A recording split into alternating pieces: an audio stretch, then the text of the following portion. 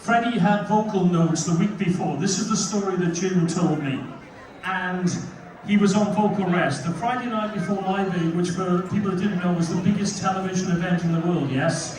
26 military satellites and all that. So, the Friday night before the gig, they were at his flat in London, and Fred goes, I can't do this anymore, I've got to go out for drinks. So they went to their favourite club the other side of London, and they were still passed out on the couch at 11:30 the next morning, 30 minutes before Live Aid was due to start.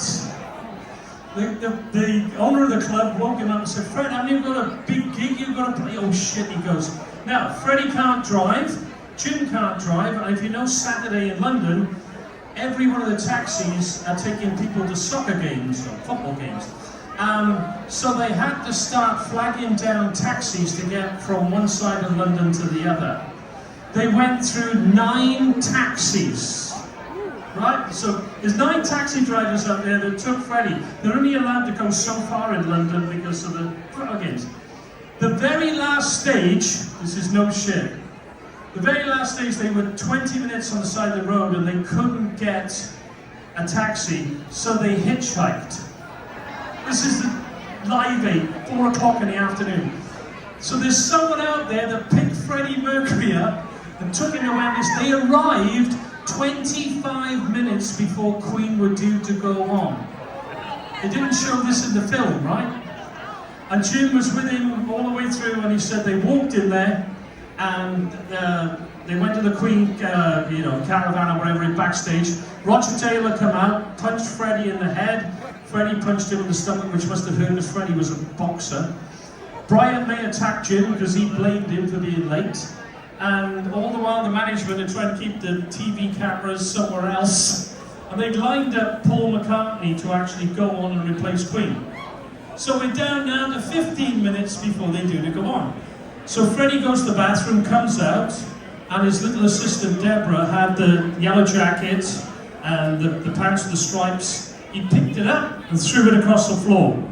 And the clothes he'd gone on stage with were exactly the same clothes as he'd gone to the nightclub the night before. The white t-shirt, I didn't wear that, madam, because I didn't want you to vomit.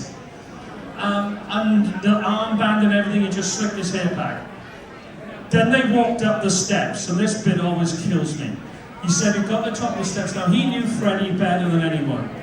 And they got to the top of the steps, and he turned to the 3 members of Queen, or 4 with Spike, who was the keyboard player, and he said, you'll have to forgive me here, kids. He went, and at that moment, Jim said he didn't know whether Freddie meant he was going to go on the stage, or he was going to go off the stage. Fortunately for us, he went on and gave the performance of a lifetime, yes? But how close was that? Now, I promised Jim I wouldn't tell that story, so he signed a waiver on the way out, okay? But we want to try and create Live Aid. Are you ready? There is 72,000 of you. How you feeling, Wembly? I said there's 72,000 of you. How you feeling?